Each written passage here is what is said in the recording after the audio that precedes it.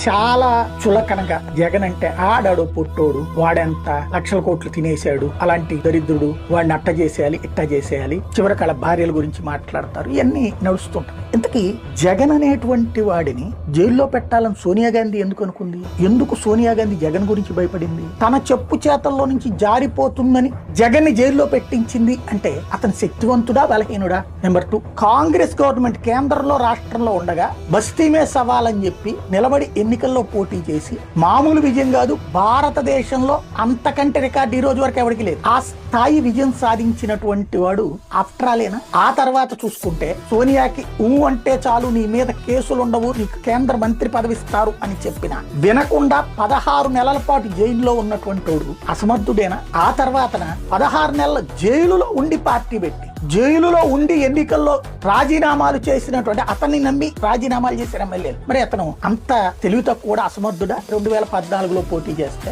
45% ఓట్లు ఎట్లా వచ్చినాయి? పాదయాత్ర చేసి ఏకంగా 151 సీట్లు ఎట్లా సాధ్యమైంది? అతను అసమర్థుడైతే 6 పార్టీల కూటమి, 3 పార్టీలు ప్రత్యక్షంగా, 3 పార్టీలు. ఆఫ్టర్ ఆల్ జగన్ లో ఏముందని 6 కలవాల్సి వచ్చింది? అంత తీసేసినా కూడా 40% ఎట్లొచ్చింది? రోజు ప్రతి వార్త అతని కోసమే పేపర్లు ఎందుకు మార్చేయాల్సి వచ్చింది?